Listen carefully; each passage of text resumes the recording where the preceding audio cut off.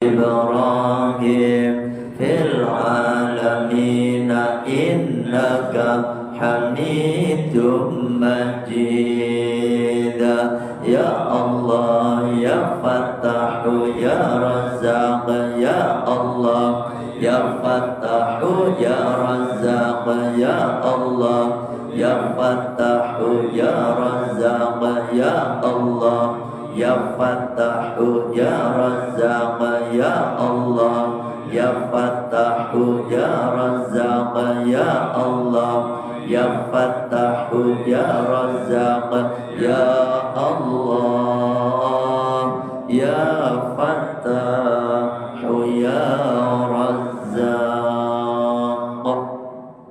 Alhamdulillah, alhamdulillah. Malam hari ini kita akan melanjutkan sedikit pembahasan tentang wudhu. Nanti kita lanjutkan membahas tentang puasa. Pak Waryo kemarin ketika nge-share untuk pamflet pengajian, saya kira udah libur gitu ya. Jadi terus saya nanya, apa enggak enaknya kita baca Ratibul Kubro pengganti kemarin? Kata beliau pada sibuk, jadi persiapan ini itu gitu ya. Jadi agak persiapan lah intinya mah. Akhirnya malam hari ini permintaan beliau membahas tentang masalah puasa.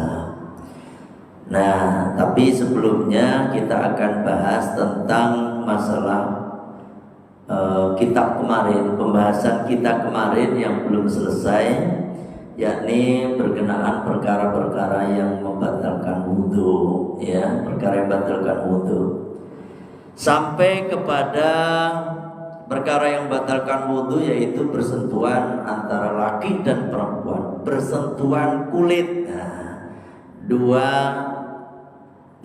bersentuhan kulit antara laki dan perempuan, keduanya udah pada besar.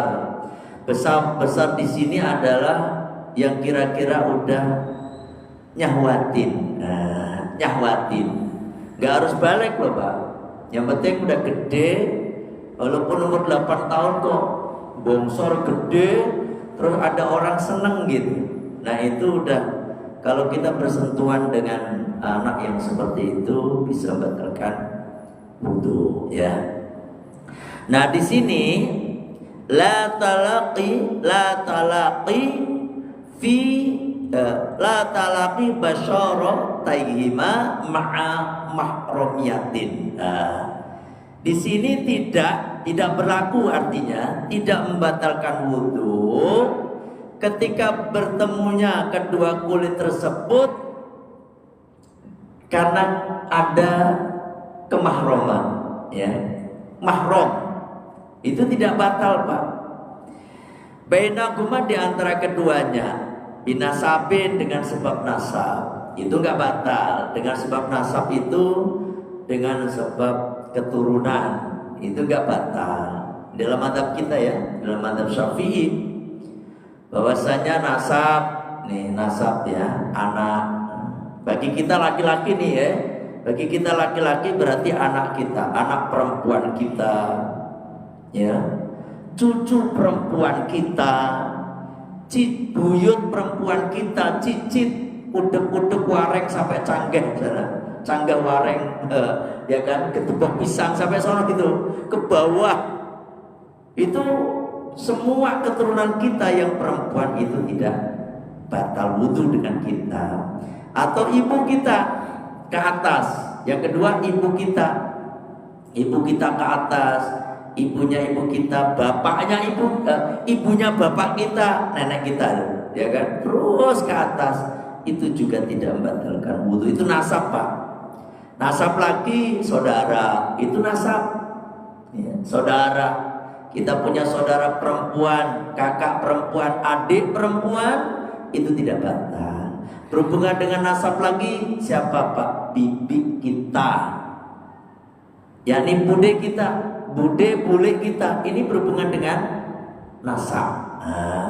Itu binasabin. Auradhain, atau hubungan dengan sebab susuan. Nah, ini juga nggak batal. Susuan ini pertama ibu susuan kita, yakni kita nyusu kepada seorang ibu.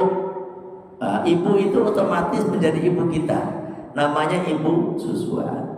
Dan anak-anaknya ibu susuan kita, itu juga tidak batal dengan kita, berarti saudara. Dengan sebab rodok, saudara susuan, jadi saudara sesusuan. Ibu yang kita susuin tadi punya anak, ya kan, punya anak. Kita laki-laki, terus anak-anaknya perempuan misalnya. Nah, ini semua anak perempuannya itu menjadi saudara susuan kita. Itu otomatis tidak batal kalau kita bersentuhan dengan mereka. Ya. Nah, terus siapa lagi? Yang rodok itu yang sama dengan kayak ini. Ibu kita, ya, ibu susuan kita itu punya ibu itu masuk juga tidak batal, Pak. Ya. Dan seterusnya. Au musoharatin, atau hubungan dengan sebab pernikahan, yakni mertua sama mantu, musoharoh itu. Jadi ini juga tidak batal kalau misalnya menantu sama mertua, ya. Mertua sama menantu itu tidak batal, Pak. Tidak batal. Kapan itu kedudukannya sebagai mertua? Ketika kita udah ijab qabul, nih kita sebagai laki-laki. Ketika udah kita qabul nih, saya terima nikah dan kawinnya Fulanah putri bapak dengan mas kawin yang tersebut dibayar tunai, ya kan? Maka status ibunya si Fulanah tadi itu otomatis mertua. Itu otomatis gak batal, ya kan? Gak batal. Waktu ibu mertua saya dulu, ya kan, saya sering salaman. Kata ibu mertua, aku pertama-tama pengantin baru gitu. Aku batal, aku udah wudu katanya. Saya bilang, Mbak, Bu, kalau udah nikah ibu jadi ibu saya gitu. Saya bilang gitu, udah gak batal. Gak batal toh. Gak batal. Karena udah anaknya kita nikahin, ya. Nah, kalau mertua, kalau mantu, kalau anak nih ya. Kalau anak itu ini contohnya biar gampang aja. Misalnya bapak mau menikahin janda, ya, nikahin janda, terus ada ijab qabul di situ. Ijab qabul. Kalau anak-anaknya janda itu, ya, itu nggak spontan menjadi batal dengan kita. Sebelum ibunya kita gaulin, ya. Sebelum ibunya kita gaulin, ya toh? Belum hubungan badan. Jadi belum hubungan badan, otomatis anak itu belum mahram dengan kita. Anaknya si janda tadi. Tapi kalau kita udah campuri itu ibunya, kita udah tidur bareng, artinya udah hubungan badan, maka spontan anaknya baru mahram kita, tidak batal. Paham ya? Tidak batal. Artinya karena mahram itu haram kita nikahin, Mbak. Haram. Mertua nikah sama apa negara ini? Bapak lah ya. Ya, mertua nikah sama mantu itu haram mutlak itu udah mantu. Mertua sama tapi kalau anak angkat, bukan anak angkat, anaknya istri kita. Anaknya istri kita itu bukan anak kandung maksudnya nih. Anaknya istri kita menikah dengan seorang perempuan yang punya anak perempuan, ya kan? Ini anaknya istri kita itu itu menjadi mahram kita kalau ibunya udah kita kumpulin, gitu. Udah kita kumpulin, baru mahram. Kalau udah mahram seterusnya Pak, kita nggak jadi sama ibunya, nggak boleh nikah sama anaknya ini sampai kapanpun, gitu. Makanya bapak-bapak ini kalau mau menikah dengan janda misalnya, lihat dulu anaknya juga. Oh, anaknya kok bening juga nih ya, begitu. Oh, anaknya kok bening juga nih ya, begitu. Wah, anaknya bening nih. Jangan campurin, cerai dulu ibunya, nikahin anaknya. Itu kalau sampai nggak pengen digebukin seorang sekampung. Ya kan? Maksudnya paham ya? Jadi anaknya istri kita maksudnya anaknya calon istri kita itu menjadi mahram kalau udah kita campurin ibunya. Kalau belum gitu. Terus gak boleh nikah lagi. Tetapi ini sementara dijadikan satu. Kakak adik itu gak boleh dijadikan satu. Kalau mau nikahin kakaknya, ya kakaknya aja, adiknya aja. Itu nggak boleh berbarengan. Wih, ini kakak sama adik bening-bening nih. Saya nikahin bareng aja dah. Oh, kagak bisa Pak. Ya kakaknya terus kelihatannya kok ini ke adiknya, kakaknya dicerai, adiknya gitu. Kalau pengen nikahin kakak adiknya dicerai dulu. Tapi yang bisa perang Baratayuda itu mah kakak beradik, ya kan? Siapa lagi yang nggak boleh dinikahin Pak? Maksudnya nggak boleh dinikahin berbarengan. Bibi sama ponakannya, itu nggak boleh berbarengan. Bibi sama keponakannya. Bibi terus punya ponakan kan perempuan tuh, nggak boleh dijadikan satu. Nah ini itu mahram, tapi mahram sementara tetap batal Pak. Persentuhan kulit tetap batal. Kakaknya istri saya kan perempuan. Kalau saya udah punya wudhu, ya saya bilang pengen salam, saya bilang mohon maaf saya sudah punya wudhu, gitu. Karena apa? Karena sementara mahramnya itu gak boleh dinikahin berbarengan doang alasannya. Beda dengan nasab, dengan rodha atau dengan musyahar tadi. Kalau yang tadi seterusnya, ya, seterusnya. Paham ya? Lintifai madhinnati syahwati, karena tidak adanya kemungkinan syahwat. Naudzubillah min dzalik. Gak mungkin seorang ayah melihat syahwat ke anak perempuannya. Ini ayah gila aja, gitu. Terus seorang kakak gak mungkin sama adiknya sendiri itu syahwat, kecuali pikirannya perlu dioperasi gitu. Ini dalam madhab kita, madhab Syafi'i. Walawis tahabat, walagis tabahat maharamuhu bi ajnabiyatin mahsuratin.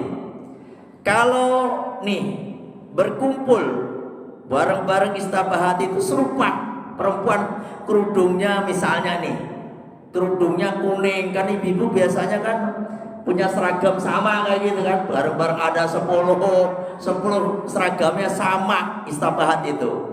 Nah, di antara perempuan 10 itu ada adik kita misalnya, ada adik kita, ada bibi kita, atau ada anak kita, anak perempuan kita, terus kita kesenggolan bareng.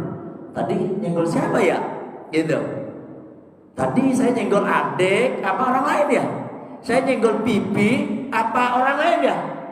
Kalau kejadian seperti itu Pak, falamisa wahidatan, kemudian kita menyentuh salah satu min guna dari mereka, lam yantaqid, maka tidak batal wudhunya. Yakin aja, gak batal aja. Dalam hukum Syafi'iyah begitu. Kita kan ragu, tadi bersentuhan dengan mana ya? Bibi, adik atau orang lain ya? Kalau kayak begitu, walaupun bersentuhan beneran Pak, yakinkan keraguan bapak tadi tetap masih semula, yakni posisi punya wudhu, Pak, punya wudhu. Makanya al aslu qawiyun, asli itu yang kuat. Kayak gini Pak, sampean deh, nanti ada penjelasan di belakang sih sebenarnya. Sampean ragu, tadi saya udah batal apa belum? Berarti belum apa udah? Saya udah batal apa belum? Belum. Karena kenyataan saya udah batal belum, itu posisinya kita punya wudhu tadinya. Udah batal apa belum? Udah yakin kan bahwa sampean belum batal, gitu. Kalau saya udah wudhu apa belum? Berarti belum. Oh, gitu. Saya udah wudhu apa belum ya? Lah gitu mah, asalnya berarti belum wudhu. Berarti yakin kan sampean belum wudhu, itu. Ya. Wakada dan demikian juga bi ghairi masuratin alat aujuhi, dan begitu juga kalau orangnya banyak. Ini ada beberapa pendapat wajah ini. Kalau orangnya banyak, udah, kalau kita ragu kita mending wudhu aja, gitu. Tapi kalau orangnya masih bisa kehitung, masih bisa diinin, udah yakinkan aja begitu, ya. Ini berkenaan wala yartafi'u, dan tidak hilang yaqinu wudhu'in, keyakinan wudhu, punya wudhu, au hadatin, atau telah hadas, bidhonni dziddihi, dengan prasangka kebalikannya. Ini yang tadi saya jelaskan. Jadi kalau sampean punya keyakinan punya wudhu itu lebih kuat. Kita udah wudhu, ya, terus kita merasa saya udah batal apa belum? Yakin kan belum batal, gitu. Kecuali lagi nih, kecuali sampean ragu masalah udah kentut apa belum, udah pernah saya sampaikan. Saya udah kentut apa belum ya? Yakin kan belum? Gitu. Selama belum terdengar suara kentut dan belum tercium bau kentut. Nah, ya. Jadi yakinkan kita masih punya wudhu. Kalau memang kita perkara yang batalkan wudhu perkaraan dengan kentut, ya. Jadi kalau masalah kentut ini biar kita jelas, sing penting bapak-bapak belum terdengar kentut bapak atau belum tercium kentut bapak, yakinkan bahwasanya bapak belum batal. Karena apa? Itu salah satu was-was yang ditiupkan oleh setan biar kita ragu-ragu, gitu, ya kan? Nah ini yang perlu bapak-bapak ketahui, ya. Dan wala bisyaki fihi al-mafhumi bil aula fayakhudhu bil yakin. Tuh, ambil yang yakin aja. Ya yakin. Khotimatun, adapun ini satu, gini aja. Kalau ada yang perkara puasa ada yang ditanyakan, silakan ditanyakan. Yang puasa, ya. Ini nanggung ini, ternyata saya lihat masih berapa dengan wudhu nih. Puasa semuanya pada paham nih. Udah khatam belum nih? Kalau khatam mah udah kali ya. Satu bulan itu Pak Iwan. Ada yang niat 1 bulan. Oh iya. Ya udah, ini ada pertanyaan. Ini khotimatun, nanti kita pending dulu. Jadi karena kalau kita bahas puasa Pak, ini waktunya tinggal 20 menit lagi, ada 1/4 doang. Gak mungkin kita nanggung banget nih ngajinya yang butuh nanggung, puasa nanggung. Mending pertanyaan. Pak Alam nanya, ini gimana kalau niat yang sebulan? Pak, niat itu ada tiga waktu. Ya, niat puasa itu ada 3 waktu menurut para ulama. Jadi menurut para ulama, dalam mazhab Syafi'i yang namanya niat itu tiap malam. Ingat tuh, tiap malam. Yang namanya malam itu sejak terbenamnya matahari. Ini malam, kayak gini nih. Ini kita udah niat puasa boleh nih.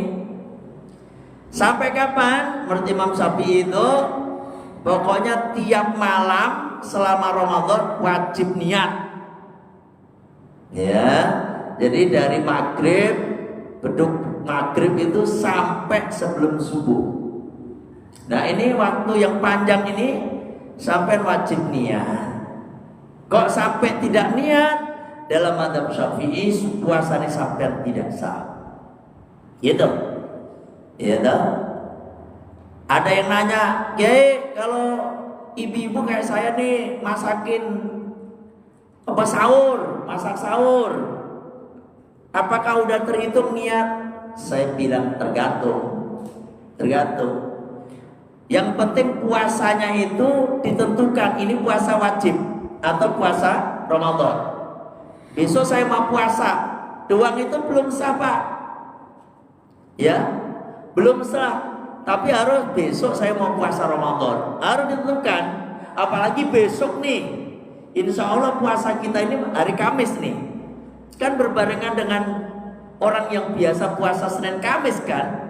Kalau nggak ditentukan, oh ini puasa wajib atau puasa Kamis gitu. Makanya harus ditentukan, takyinnya harus ada. Minimal niat itu nawaitu shauma Ramadan gitu. Lillahi ta'ala. Saya berniat puasa Ramadan lillahi ta'ala. Harus ada Ramadannya. Saya kagak bisa bahasa Arab. Saya berniat puasa Ramadan besok hari. Udah cukup. Saya berniat puasa Ramadan lillahi ta'ala. Cukup. Kalau niat yang sempurna kan sebagaimana yang kita lakukan tiap malam Ramadan itu habis tarawih, nawaitu shauma ghadin an adai fardhi syahri ramadhani hadhihi sanati fardhan lillahi ta'ala. Gitu. Ini kadang-kadang masih ada yang ragu, ini Ramadan apa Ramadan? Ya kan? Intinya mah yang ini sama mana jangan berantem baik pokoknya. Tapi kalau dalam istilah nahwu Pak, itu dibaca Ramadhani yang benar. Menurut tarkib nahwu itu dibaca Ramadhani. Kenapa? Dia jadi mudhof, ya. Dia jadi mudhof. Tapi bisa juga dibaca Ramadhana, tapi nanti hadihi sanata gitu. Gini, tarkibnya kan nawaitu niat sopo kula gitu, niat sopo ingsun nawaitu shauma ghadin ing poso sesuk, ya kan? Shauma ghadin an adai, dari an ada ini, ya kan? An adai, karena untuk menunaikan an adai fardhi syahri, fardunya bulan Ramadhani. Nah dari sini Pak, kalau kedudukan kalau kita bahas nahunya, nawaitu shauma ghadin dari an ini, an adai ini kedudukannya sebagai an itu harfu majrur, huruf majrur yang huruf jar, harfu jarin. An adai, adain itu harusnya dibaca adain dong, karena itu ada an yang dibaca kasroh, an adai majrurun bi an gitu, an adai. Fardhi ini harusnya fardin karena jadi mudhof, maka di tanwinnya dihilangi. Syahrin harusnya karena jadi mudhof, jadi kembali kasroh doang, tanpa tanwin, tanpa alif lam. Fardhi syahri. Makanya Ramadhani ini ya kembali ke mudhof, karena mudhof ilahnya hadhihi sanati gitu. Dia mudhof itu gak boleh ada alif lam, gak boleh ada tanwin. Nah, makanya disebut Ramadhani hadhihi sanati gitu kedudukannya. Ramadhani ini sebagai mudhof, hadhihi sanati mudhof ilahnya. Nah terakhir ini hadhihi sanati ini, makanya kalau bacanya yang benar dalam tarkib nahwu Ramadhani hadhihi sanati. Bisa juga nawaitu shauma ghadin an adai fardhi syahri Ramadhana, tapi bacanya hadhihi sanata. Hadi sanata itu kedudukannya sebagai dorof, Pak. Dorof, ya. Dorof itu dibaca fathah. Hadis sanata. Atau hadis sanati boleh tapi dimasukin lam. Li hadis sanati, gitu. Ramadhana dibaca Ramadhana. Hawa itu somagotin an adai fardi syari Ramadhana hadis sanata. Fardhu lillahi ta'ala. Atau nawa itu somagotin an adai fardi syari Ramadhana li hadhihi sanati. Ya. Jadi Ramadhana ini kedudukannya sebagai mudhof ilaih. Kalau mudhof ilaih itu berarti apa namanya? Dibaca karena dia isim ghairul munsharif. Isim ghairul munsharif itu kalau dibaca dimajrurkan dengan fathah. Ini pembahasan nahwu. Ini kalau saya dalemin, kalau yang pernah pesantren nyambung, kalau yang enggak kan pusing. Ya, opo, ya begitu ujung-ujungnya, ya kan? Tapi intinya sampai ngikutin, bisa dibaca Ramadhana, bisa dibaca Ramadhani, tergantung tarkibnya jadi apa. Paham ya? Jadi ini, lah gimana saya dari dulu Ramadhana batal dong puasa saya? Kagak. Wong sampai nggak ngucapin aja juga nggak apa-apa, ya kan? Nggak ngucapin lo nggak apa-apa. Wong niat itu dalam hati. Saya dalam hati nih Pak. Besok saya berniat puasa Ramadan. Udah sah. Ngucapin itu kan watalafudun niyati sunatun. Melafalkan niat itu sunnah aja. Kalau sampai pengen dapat sunnah ya diucapkan. Kalau enggak ya nggak apa-apa. Paham sampai di sini? Jadi nggak harus pakai bahasa Arab Pak. Saya berniat besok puasa Ramadan, lain Allah. Udah, ya gampang. Jangan sampai kagak ikut terawih, kagak niat. Aduh, saya kagak ikut terawih tadi jadi kagak niat. Ini salah. Bisa juga orang kagak niat Pak. Misalnya sampean misalnya nih ya. Ini biasanya istrinya, anak-anaknya udah di pulang kampung duluan. Takut nanti travel kan pada naik tuh ya kalau lebaran. Akhirnya Bu pulang duluan aja Bu sama anak-anak. Bapak sendirian di rumah, ya kan? Sendirian di rumah. Terus pulang kerja capek tidur. Pulang kerja di jam 4 nih, jam 4 sore. Pulang setengah 5, kecapean lah. Terus sampai tidur bangun besok jam 8 pagi. Bisa nggak kira-kira? Bisa. Bang, astagfirullah, jam 8 pagi ya. Itu berarti semalaman kagak niat. Dalam mazhab Syafi'i sampean wajib imsak. Wajib imsak itu wajib tidak makan, tidak minum. Pokoknya perkara yang membatalkan puasa Bapak tidak boleh melakukan. Tapi wajib diqadha. Jadi terhitung kagak puasa. Itu dalam mazhab Syafi'i. Itu ya. Nah, terus apa dengarannya? Lah biar kita kehati-hatian, ya hati-hati. Biar kita ini kalau lupa kayak kejadian tadi jam 4:30 baru tidur 4:30 bangun besok jam 8 pagi, semalaman gak ada kesempatan niat, ya kan? Nah itu kan lupa namanya, ya kan? Atau kalau lupa ketiduran karena istrinya di kampung gak ada yang bangunin, anak-anaknya gak ada. Nah kalau kayak gitu untuk ikhtiar, kehati-hatian, maka sampean boleh niat ngikutin mazhab Imam Malik. Imam Malik itu niat boleh di awal Ramadan doang. Jadi nggak tiap malam.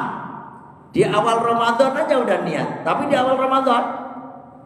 Kalau orang Muhammadiyah, saudara-saudara kita Muhammadiyah, berarti malam ini. Malam ini. Karena besok saudara-saudara kita Muhammadiyah itu puasa. Kalau kita kan hari Kamis deh. Insya Allah hari Kamis. Bisa juga sekarang Pak. Kalau sekarang kan lagi ru'yatul hilal tuh, tapi kemungkinan kagak nampak, kecil gitu kan. Tapi bisa jadi kalau sampai ada yang lihat bisa diputuskan hari ini, besok bisa puasa. Tapi kemungkinan kecil. Nah, taruhlah besoklah kita puasa, maka bapak wajib niat puasa ngikuti taklid ke Imam Malik. Gimana niatnya? Nawaitu sauma jami'i syahri Ramadhana. Nah, gitu.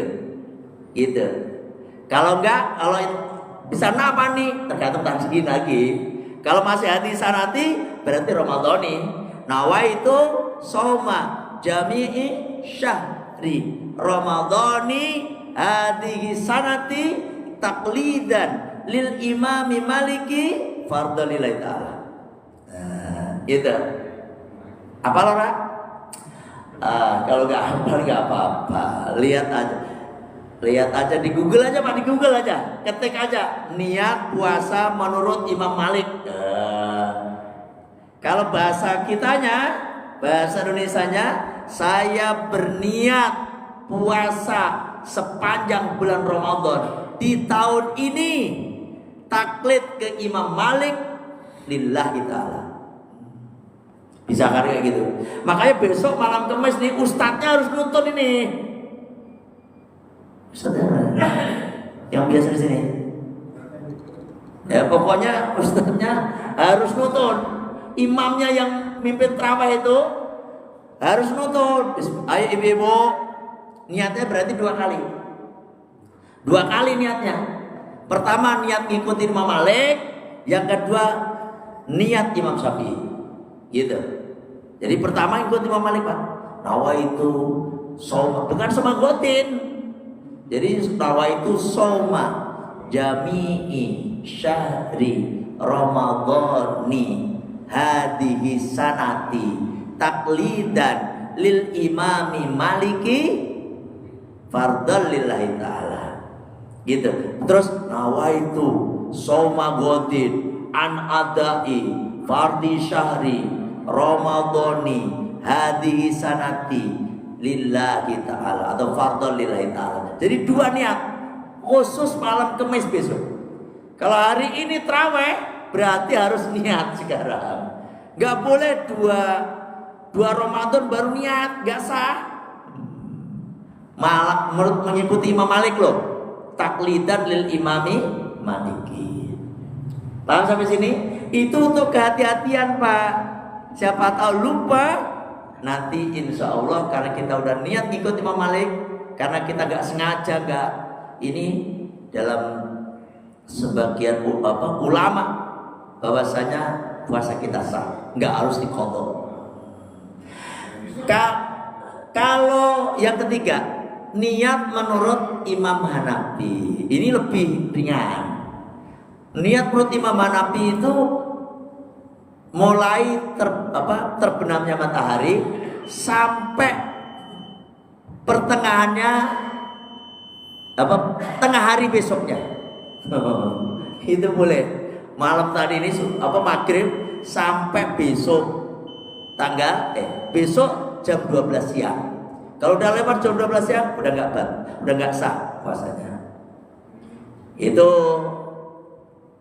Tapi dalam adab kita juga begitu. Tapi untuk puasa sunnah, untuk puasa sunnah nggak apa-apa Pak, niat jam 9, jam 10. Yang penting jangan lebih jam 12. Bukan. Jangan lebih waktu, jangan sampai pas duhur. Kalau duhur kesini masih boleh. Karena jam 12 kan belum. Sekarang duhurnya jam 12 lebih 8 menit. Ya kan? Kalau udah ada duhur, udah nggak sah niat. Walaupun sampai niat gak sah ada. Kalau jam 8, jam 9, jam 11 deh, ya kan? Gak apa-apa. Itu kalau puasa sunnah. Tapi madzhab Imam Hanafi puasa wajib juga gak apa-apa. Ada yang paling aman ya madzhab Syafi'i. Karena apa? Ibadah puasa itu tiap hari beda-beda. Seperti orang sholat, niatnya pasti beda-beda, ya kan? Gitu. Sekarang puasa udah selesai, besok mau puasa, niat lagi. Itu dalam madzhab Syafi'i. Ada lagi yang nanya nih? Ya, Pak. Gimana ya? 29 dan 30 tuh masa jumlah puasanya tuh ya? Oh iya. Jadi Pak, bulan Hijriah ada Hijriah, ada Samsiah. Samsiah itu Masehi. Kalau Masehi itu 28, 30, 31. 28 kan bulan Februari doang, ya kan? 30, 31. Kalau bulan Hijriah, Muharram, Syafar, ya, Rabiul Awal, Rabiul Akhir, Jumadil Awal, Jumadil Akhir, Rajab, Sya'ban, Ramadan, Syawal, Dzulqa'dah, Dzulhijjah, itu bulannya 29, 30. Pak, puasa itu nggak harus 30 hari. Tapi puasa itu sebulan gitu. Sebulan itu ada 29, ada 30. Bulan Ramadan sebulan sepanjang bulan Ramadan. Rasulullah, beliau itu mendapatkan perintah puasa itu tepatnya tanggal 2 Hijriah. Jadi setelah Rasulullah hijrah 2 tahun itu turunlah perintah puasa. Dan Kanjeng Nabi itu puasa 9 kali seumur hidup beliau, ya kan, 9 kali. Dari 9 kali beliau berpuasa, hanya sekali yang 30 hari. Hanya sekali yang 30 hari. Bapak-bapak jangan kekeh, pokoknya saya mau puasa 30 hari. Oh, jangan kekeh, gak boleh, gak benar, ya kan, gitu Pak. Dan berdasarkan apa? Berdasarkan ru'yah. Ru'yah itu ru'yatul hilal, melihat bulan tanggal 1. Gitu. Jadi mana dalilnya? Sumu li ru'yatihi wa aftiru li ru'yatihi. Berpuasalah kalian karena melihat bulan, dan berbukalah atau berlebaranlah kalian ketika engkau melihat bulan. Gitu. Makanya ini yang kekeh dipegang oleh NU, Nahdlatul Ulama, kita semuanya ini. Mereka berpatokan melihat bulan. Kalau saudara-saudara kita yang Muhammadiyah, hisab, berdasarkan hisab, ya kan? Hisab orang Muhammad. Jangankan tahun sekarang, Pak, 2050 itu udah ketahuan lebarannya tahun puasanya tahun tanggal berapa? Udah ketahuan, termasuk lebarannya. Karena dalam Muhammadiyah itu yang penting udah masuk, ya kan, berapa derajat aja yang penting udah masuk, dianggap udah masuk bulan itu. Kalau kita enggak, kita ngeliatin bulan.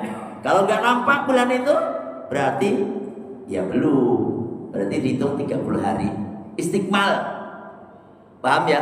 Hari ini semua terutama lembaga Falakiyah NU, LFNU itu menyebar semua ahli-ahli ru'yah di seluruh Indonesia. Bukan hanya NU doang sih, organisasi yang lain selain Muhammadiyah itu meru'yah gitu. Paham ya? Jadi kalau melihat ada selirit udah kelihatan ya besok puasa. Makanya nanti malam ini ditetapkan, bukan besok tetepinnya, malam hari ini jam 7-an dah. Nanti Kementerian Agama mengisbat kapan puasa itu, gitu. Bukan besok, paham ya?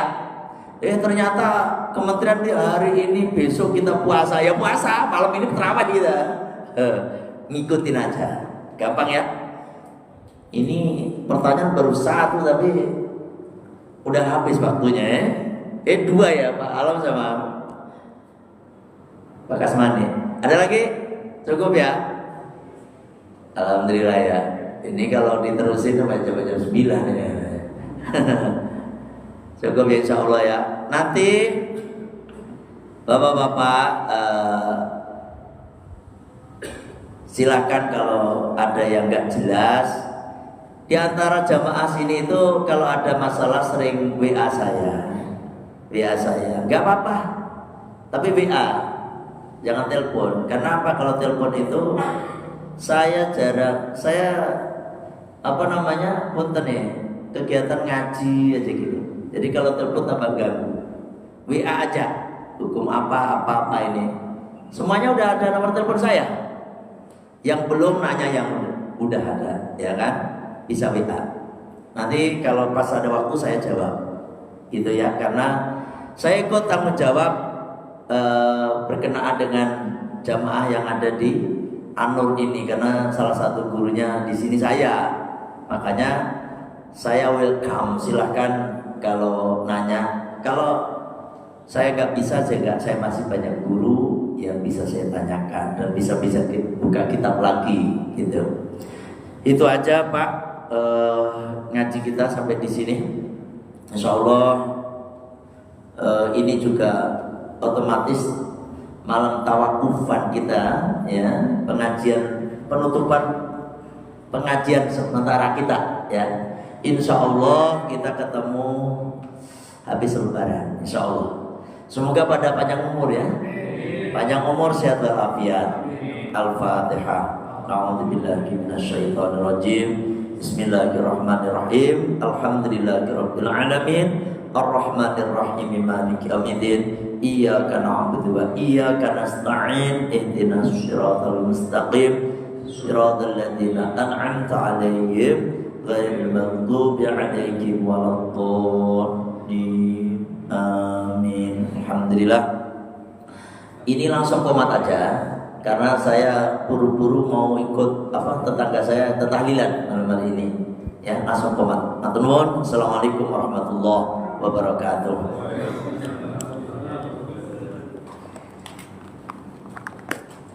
Allahu Akbar.